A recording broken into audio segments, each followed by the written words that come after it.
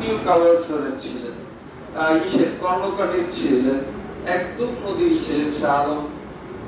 তারপর আসছে যে ওই যে কি যেন মারা গেলেন তিনি শাহজাহান ভুইয়া সাহেব, উনিও না। অর্থাৎ আজকে আমাদের গ্রামের সুলতান খান সাহেবকে আমরা অত্যন্ত, আমি আমার এবং আমাদের সবাই পক্ষ থেকে সুলতান খান সাহেবকে ধন্যবাদ দেওয়া উচিত। তিনি আজকের এই মাটির জন্য, এই নয়নের জন্য উনি ওনার নমিনেশন প্রত্যাহার করেছেন। নয়নীতে এই গ্রামে নয়নী সাতানি সর্বদাই একজনই ক্যান্ডিডেট থাকেন। কারণ অতীতে যখন কথা আসতো যে আমরা আমাদের মাটির সন্তানকে ভোট দেব, মাটিকে ভোট দেব, এই কথাটা আমরা বলতাম না। তাহলে আজকে নিজের সন্তান আজকে দাঁড়াইছে এই মাটিতে, অন্য আর কোনো প্রতিদ্বন্দ্বী নাই, আমাদের একজনই ক্যান্ডিডেট। দোষে গুণে মানুষ ভালো, সব মানুষ দোষে গুণে তৈরি হয়। কারণ হুজুর আমাদের ইমাম সাহেব, যার পিছনে আমরা নামাজ পড়ি এবং যে আজকে এই মসজিদের নেতা, যাকে আমরা নেতা, সে একটা হযরত ওমর রাদিয়াল্লাহু তাআলা আনহুর একটা কথা বলেছেন। তো হযরত ওমর রাদিয়াল্লাহু তাআলা আনহু কিন্তু এক সময় দুর্দান্ত সন্ত্রাসী ছিল, দুর্ধর্ষ যোদ্ধা ছিল। সে মানুষ তাকে ভয়, এত সন্ত্রাসী ছিল, এত বেপরোয়া ছিল যে মানুষ তাকে ভয় থরথর করে কাঁপত। নবী করিম সাল্লাল্লাহু আলাইহি ওয়াসাল্লাম যখন প্রথম ধর্ম প্রচারে আসেন, আবু বকর ওমর তার খুব বেশি বিরুদ্ধতামি করেছিলেন এবং নবী করিম সাল্লাল্লাহু আলাইহি ওয়াসাল্লাম তখন আল্লাহর কাছে মুনাজাত করে বলেছিলেন, হে আল্লাহ, হয় তুমি ওমরের আর না যে আবু জাহেলের, এদের দুইজনের একজন কিন্তু ইসলামের পথে এনে দাও। তার কারণ কি? ধর্ম প্রচার করতে হইলে শক্তি, সমর্থ, সাহসের প্রয়োজন। সেই নেতা যার শক্তি, সমর্থন, সাহস, মানুষের কাছে যাওয়া, মানুষের কাছে যাওয়া, মানুষের কাছে ই করা, সেইটার প্রয়োজন। কারণ আমি নুরুল ইসলাম মৃধা, আমার একাডেমিক ব্যাকগ্রাউন্ড খুব বেশি ভালো না, কিন্তু আমার মধ্যে একটা জিনিস কাজ করে, সততা, সাহস।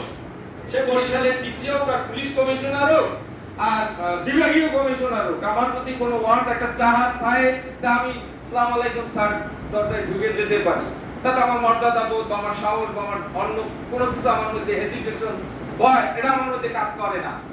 যার জন্য আমি আমার সাফল্যের আজকে যে জায়গায় দাঁড়াই আছি, এটা একটাই জিনিস, সেটা আমার শিক্ষাগত যোগ্যতা না, সেটা আমার বাবার পরিচয় না, সেটা আমার বংশের পরিচয় না, সেটা আমি আমার সাহস, আমার সেটা সৎ সাহস হতে পারে, অতিরিক্ত সাহস হতে পারে, যেটাই হোক সেটা আমার মধ্যে পুরো করে।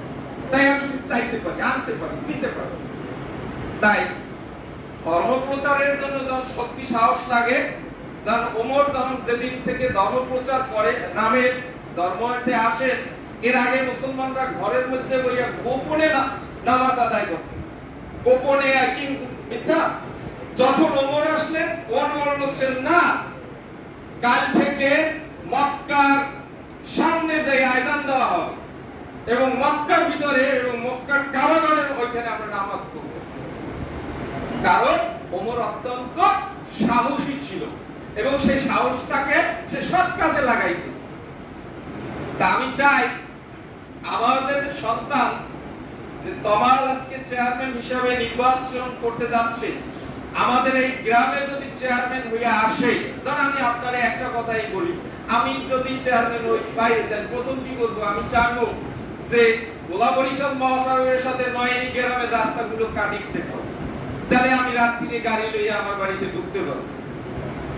আমার চিন্তা এই গেল, আমি খুব হারামি লোক, আমি স্বার্থপর লোক, জনগণের স্বার্থের কথা চিন্তা করলাম না।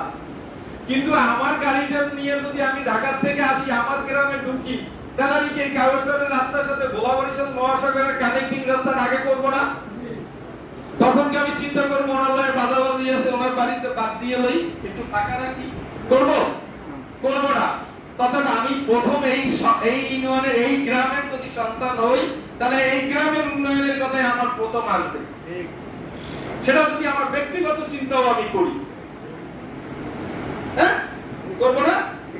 অতএব আমি আমার সন্তানকে ডেভেলপ করার জন্য, আমি আমার গ্রামকে ডেভেলপ করার জন্য এবার যখন আমাদের গ্রামে সরকার সাতানি নয়ানি চরবদনাতে কাউরসরে আমরা একক প্রার্থী পেয়েছি।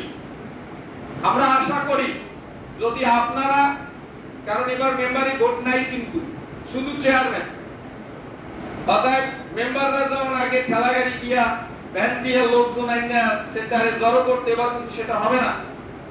এবার কিন্তু শুধু চেয়ারম্যানের জন্য আসতে হবে।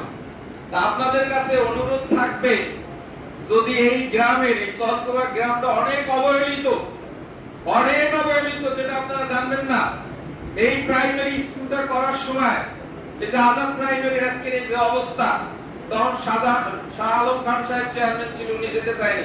তাই উনি যখন এইখানে মিটিং আসছিল, আমি ওনারে আত্মীয় টাকা নামাই দিয়েছিলাম যে স্কুলে যে আজকে মিটিং করতে আসছেন, বসেই থাকছেন, এই স্কুল নমিনেশন দেওয়ার সময় আপনি প্রতিরোধ করছেন।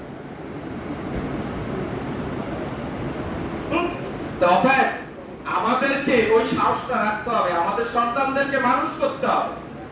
যেমন আমি আমার ওই মসজিদে বলছিলাম যে আপনারা আমার কাছে চাঁদা চেয়েন না, আপনারা দোয়া করেন যাতে আমাদের গ্রামে একজন বড় ইঞ্জিনিয়ার দেয়, আমাদের গ্রামে যেন বড় একজন ডাক্তার দেয়।